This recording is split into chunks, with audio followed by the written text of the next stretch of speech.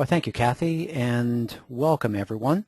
I'd like to thank you all for joining us this evening. This webinar, What Do You Do with Your Completed Reserve Study, is designed to help you understand the document you have in your hands and make it useful. Most of you have paid to have a reserve study prepared, and this webinar will help you get your money's worth. At Association Reserves, we don't want to just prepare reserve studies. We want to be associated with successful communities. So along those lines today, I'm going to answer questions like, how do I review our reserve study for accuracy? How can I understand it? And how can I use it? Because you've joined us this evening, I'm assuming you are a bit confused how to use your reserve study effectively, and I'm going to help. In the next 30 minutes, I'm going to take you from confused to confident. So if you have a new reserve study or want a refresher to what to do with one, you've come to the right place. It won't matter if you've received a reserve study from Association Reserves or another company, because the principles I'll be talking about today will all be based on National Reserve Study standards. As Kathy mentioned, my name is Robert Nordlund. I've prepared thousands of reserve studies over the past 26 years. This evening, I'm taking a break from the files on my desk and actually doing this webinar from my home, and I'm going to help you with the handoff, taking the reserve study someone has prepared for you and helping to make sure it becomes a valuable tool in your hands. Now, since this is a live webinar, as I go through today's material, if you have any questions, as Kathy indicated, type it into the question dialog box, which you'll see on the right-hand side of your screen in the webinar control panel. Kathy will monitor those throughout the session, and I'll handle them at the Q&A session at the end of our time together. So just type them in, type in your question when it comes to mind. And to get you comfortable with that dialog box, that whole webinar control panel, and get us communicating, why don't you click the hands raised icon for me right now. I want to see that everyone's with me, got their hands on their mouse, paying attention, and ready to start the session. Oh, wow. Very quick response. Great. Kathy, we have a great crew with us this evening. I'm going to put hands down, and I've got to ask another question. We decided to do this evening session primarily for homeowners and board members. Now, let me see if I've got a hands raised. Anyone in the East Coast time zone? Anyone in the East Coast time zone? Hands raised. I don't see anyone. Okay, so we do have no one that's sacrificing prime time late night TV for this reserve study session. I believe we have all West Coast, Mountain, and Central type people. Okay, so let me get started with today's curriculum. Starting with the basics, a reserve study is a report that you're going to get custom for each association with different information each year. It will often look something like this if it's printed out, a report for your association for a particular year. It will contain a number of charts and graphs showing a breakdown of current needs and projections and recommendations for future years. But fundamentally, a reserve study is based on tables of information. It'll be based on tables of components, years, and expenses. Sometimes you'll see color designed to add to the information, designed to bring additional meaning or emphasis. And sometimes you'll see trends, often shown graphically, sometimes in color and even in 3D. And then there's tables, more color, more columns of income and expenses. And some will have plenty of text to read in addition to their graphics.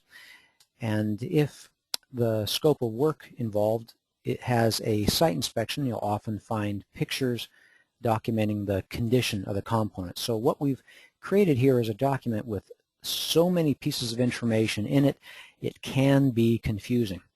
So the question is, what do you do with all this information, all these different types of information? Well, I expect with our reserve study or another company's report, you could use some help in peeling back the layers of the onion, so to speak, and figuring out what's the essence. What do you do with it? And in front of you is the reality of a board meeting, the business of running the association. So hang with me for the next half hour, and I'll do the same thing I would do if I was at your board meeting study session or strategy session. I'll help you get prepared for the planning session and help you take good advantage of your reserve study and make it useful for your association. This is what we're trying to accomplish: the timely execution of common area repair and replacement projects, leaving your association in good condition with no deferred maintenance, with every owner paying their fair share along the way. And this is what we're trying to avoid. Deferred maintenance are projects that will require a special assessment due to lack of funds. So we're at a crossroads or a decision point here. The future is built on the decisions and plans we make for next year's budget. Many boards have good intentions, hoping things will all work out in the future. But I think we all know that good things don't just happen all by themselves. Good things happen by establishing wise, effective plans. And you get help in making those wise plans with a reserve study. A reserve study helps you collect the right amount of money from the owners so everyone pays their fair share, hopefully no more, no less, of the deterioration that's happened while they were an owner, so the right amount of money is available when the project comes due. So the first thing you should do with your reserve study is just review it. Review it for accuracy. Put your eyes on it. Give it what we call a sensibility test. The two best areas to check are your reserve component list and the projected starting reserve balance. What you'll want to do is look for a table like this in your reserve study. This kind of table, the reserve component list, is required by National Reserve Study Standards. It'll show the component description, the useful life, you see it there abbreviated by the letters UL, the remaining useful life shown under the RUL column, and the current replacement cost. And let me point out that a remaining useful life of 0 means the project needs to be addressed in the initial year. So for a reserve study prepared for 2013, a component with a remaining useful life of 0 means it will need to be addressed in 2013. Projects should appear, as you're looking for completeness in your reserve component list, projects should appear in your reserve component list that meet the national standard 4-part test, that it pass all 4 of the following tests. And if it does so, then it's appropriate for reserve funding. The first test is that it's a common area maintenance responsibility, not something that is the maintenance responsibility of an individual owner or the developer or the city or the management company. It needs to be a common area maintenance responsibility. Then you look for things that are life limited, things that have a life cycle to them, and those that have a predictable remaining useful life. So things that are not just random or unpredictable. And finally, the fourth of the 4-part test is that it needs to be a component above a minimum cost of significance. And typically that minimum threshold is somewhere in the range of 0.5% to 1% of the association's annual budget. This 4-part test helps ensure that you've identified the significant predictable projects for which the association is responsible. So the first thing you probably need to do is remember to just get out and walk around the association. Think, observe, and ponder. First thing you ask is, are there any major assets that deteriorate on a regular schedule that don't appear in the reserve study? So look for completeness. Spot check your quantities. Is the elevator count correct, or is the boiler count correct? You probably know that, and hopefully that's shown and reflected in your reserve study also. Nothing should appear that individual owners or the city or county is responsible to maintain. Make sure that everything showing up is indeed the association's maintenance responsibility. Look also to make sure that nothing should be listed that is expected to last the life of the project, or that, on the other hand, is unpredictable. Hopefully those are things that are addressed through being an insurable loss. And finally, look to make sure that there's no components that are currently being handled through the ongoing operational budget, or projects that perhaps fall under the threshold where they're handled through ongoing maintenance. They don't appear anywhere, but they'll be done through miscellaneous maintenance through the ongoing maintenance budget. Well, classically, we think of the reserve study as being prepared like a three-legged stool, something that's very sturdy when it's supported at 3 points. In the case of a reserve study, the 3 points are the board, management, and the reserve study professional. When all three are using the same 4-part test to determine the reserve component list, there's a pretty good chance the reserve component list is going to be stable. In addition to being stable, it should be complete. And all you should need to do from year to year is adjust the life and cost factors. The next thing to do is look at the values in the reserve component list. Check to see that, well, let me turn the column headings on. Check to see that the assets that are relatively new have a remaining useful life close to their useful life. So let's look at the roof replace line item. Notice how the remaining useful life is 18, useful life is 20, so it must have just been recently accomplished.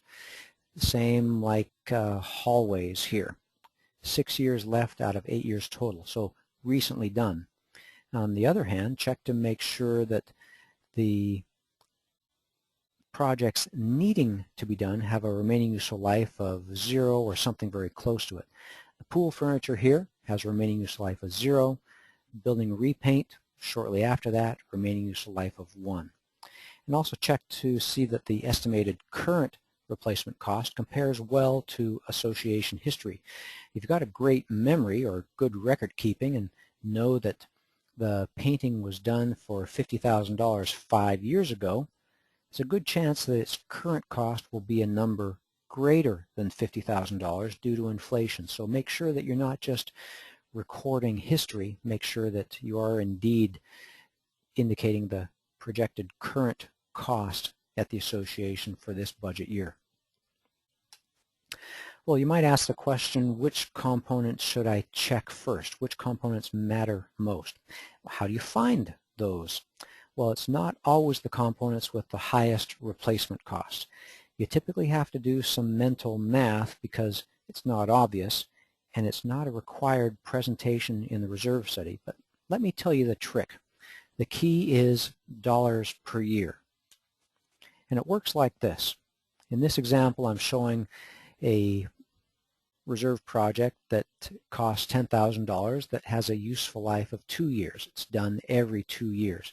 For that component, it effectively deteriorates $5,000 a year. And you compare that to a $20,000 project that might occur only once every 10 years, useful life of 10 years. That has an annual deterioration of only $2,000 a year. So even though the $10,000 replacement cost is less than $20,000, because that $10,000 happens every 2 years, it's much more significant to the association than the larger project cost. So that's just a tip I want to pass along to you.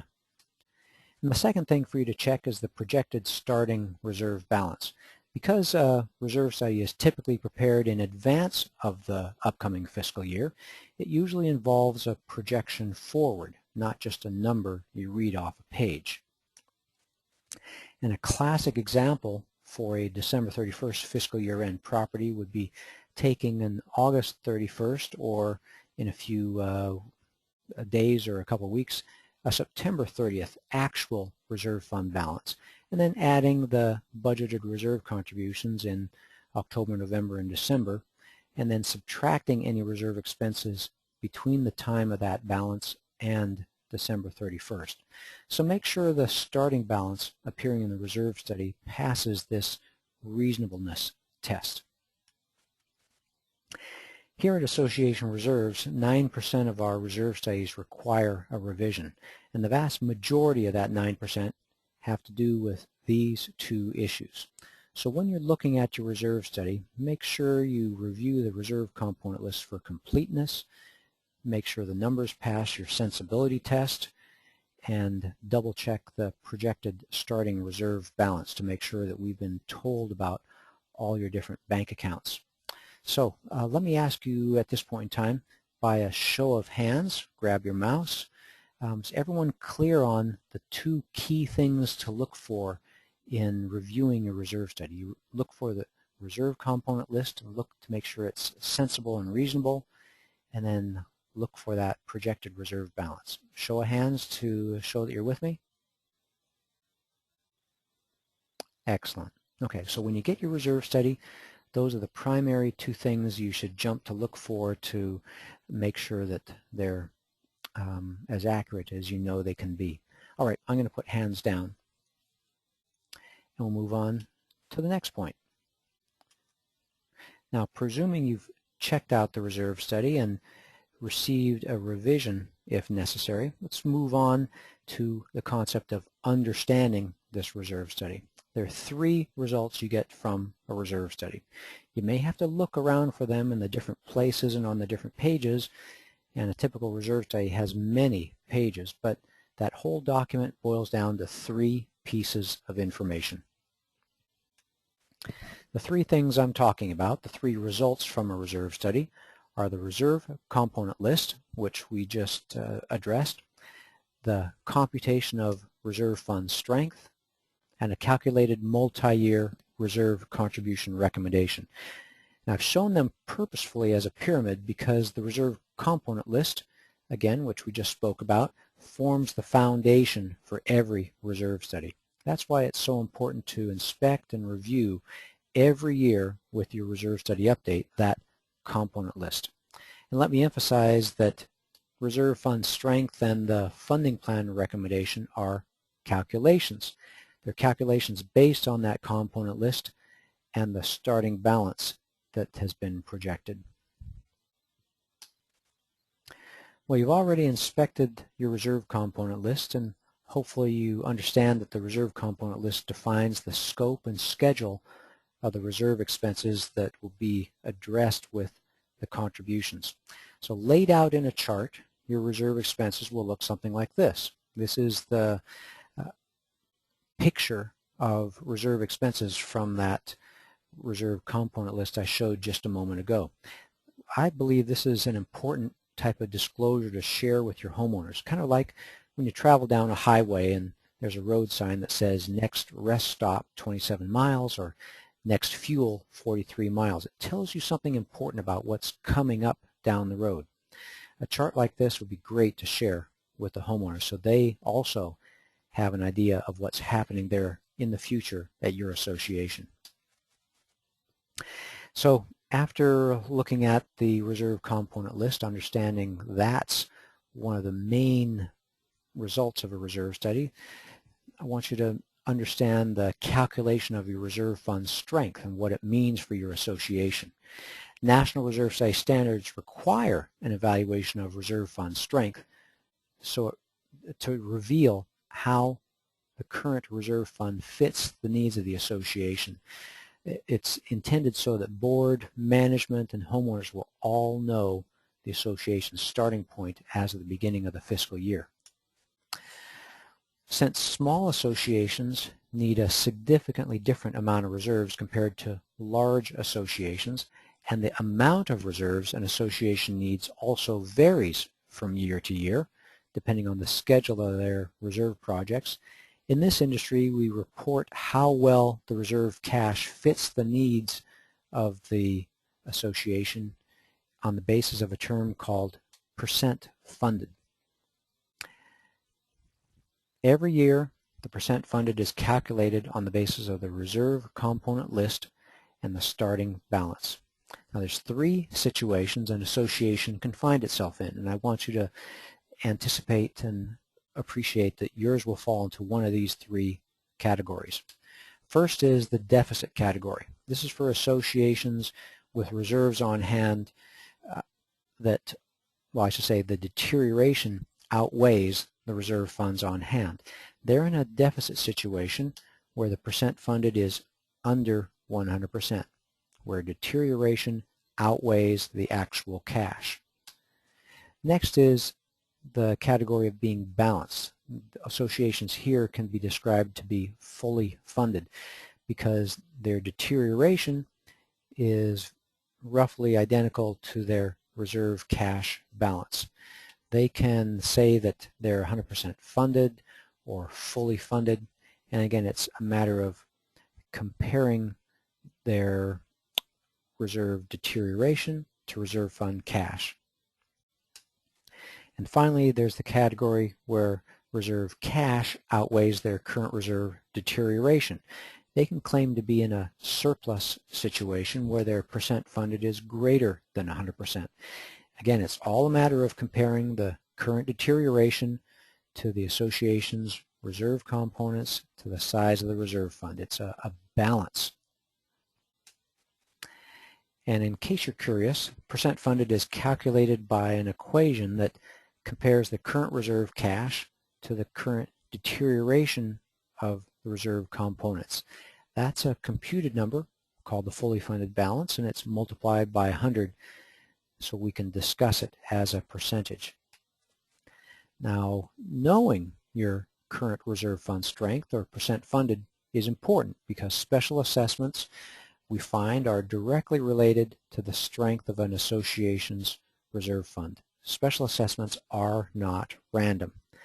Now, it's not surprising when you think about it, because when an association's, and I shouldn't say that way, an association's percent funded reveals that the association is underprepared financially for the scheduled reserve projects. When an association is in that situation, it's often because of years of under-reserving, and it's those exact associations that find themselves without enough cash to do the projects they need to do, and they're the ones that face special assessments and deferred maintenance. And that's the associations on the left side of your screen with a percent funded approaching 0 in the red zone. And of course you can imagine that the more serious the deficit is, the higher chance of a special assessment. And the opposite is on the right. The further you go to the right, as the association has cash equivalent to reserve deterioration, special assessment risk almost goes to 0. And here we can summarize that slightly differently. This is the importance of knowing your percent funded. When the reserve fund is weak in the 0 to 30% range, associations experience, we find, a special assessment about 37% of the time. In other words, about 1 out of every 3 years that the association has a percent funded in the 0 to 30% range, they'll need a special assessment to perform their scheduled reserve projects. On the other hand, special assessments are rare among associations in the strong range, over 70% funded. And in the middle, associations in the fair range experience special assessments about 10% of the time. So percent funded is a great indicator of your risk of a special assessment. Now here's a graph showing the national profile of percent funded for associations. As you can see, most are in the fair 30 to 70% range. And for those of you who've recently received your reserve study, hopefully you can identify where your association is in this national profile. A good chance the majority of you listening in are in the fair middle range, somewhere between 30 and 70% funded. So once you've identified the reserve component list and your percent funded, you can focus on the third result from your reserve study, the plan for the future. And that's your recommended multi-year reserve funding plan. The funding plan lays out a plan to make sure the association has enough funds for the timely repair and replacement of your scheduled reserve projects without relying on unfair or uncertain special assessments. It typically boils down to a recommended monthly reserve contribution rate for the coming year and is usually based on as many as 30 years of looking forward into the future to make sure you're smoothly preparing. It often seems like a lot of money, and often truly is, but remember that common area repairs and replacements are expensive. The cheapest way to pay for them is a little bit at a time, spread out over the years, with each owner paying their fair share month to month, earning some interest from the bank in addition to your own homeowner contributions. For most associations, adequate reserve contributions are often in the range of 15 to 40% of their total budget. It is a significant amount of money, but it's better and fairer than a special assessment. Every funding plan has a target or objective. In National Reserve Study Standards terminology, the primary three objectives are full funding, threshold funding, and baseline funding. Full funding is the objective of having cash and reserves equal to the component deterioration. Baseline funding is the objective of having enough cash to do all the same scheduled reserve projects on time without reliance on special assessments, but just without any margin. And threshold funding is somewhere in between. The objective of your reserve funding plan should be mentioned somewhere clearly in your reserve study. It's one of the National Reserve Study Standard required disclosures. But if you can't find it, here's the way to real quickly figure it out pretty clearly. If your reserve cash balance never gets very far away from zero, you can see that happening in the second year, about the 11th and 13th year, and again in about the 27th year. If your cash balance never gets too far from zero, you're following a baseline funding objective. Now let me show you that same information on a percent funded chart. That's the same information looking at it on a percent funded basis. If it never gets too far above zero, you're pursuing a baseline funding objective. You're planning to have enough cash to do all the scheduled projects in a timely manner, but just no margin. And we'll compare that to the situation where you're pursuing a full funding objective. And again, if you can't find it, if you can't find a clear description of what's going on, it's pretty easy to find out.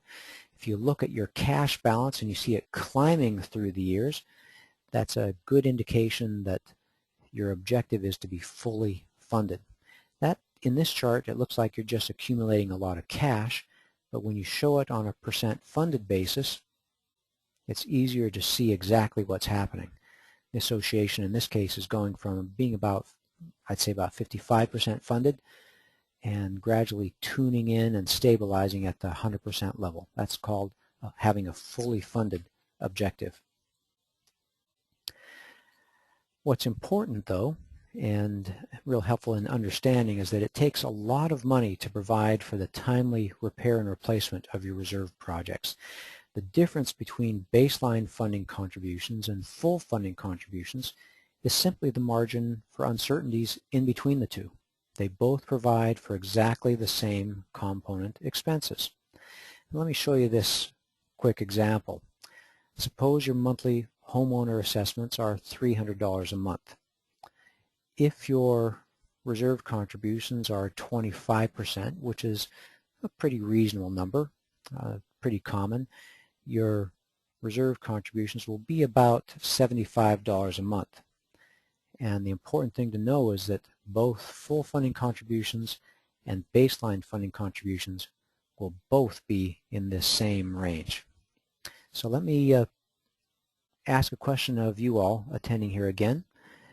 By a show of hands, everyone clear that the three parts of a reserve study, the three results in reserve study, are the reserve component list, an evaluation of reserve fund strength, and the recommended contribution rate. Show of hands, you're picking up those three parts. It's not just how much are we supposed to set aside. That's only one of the three. The other two is the reserve component list and the evaluation of reserve fund strength. Those are the key results. Great.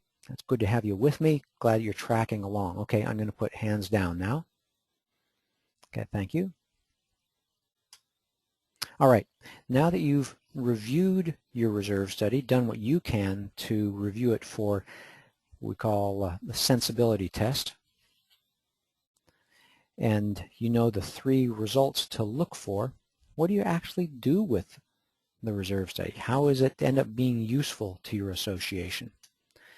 Well, the answer is that you actually use a reserve study for 2 purposes. The first is for budget planning, and the second is to make disclosures to your homeowners.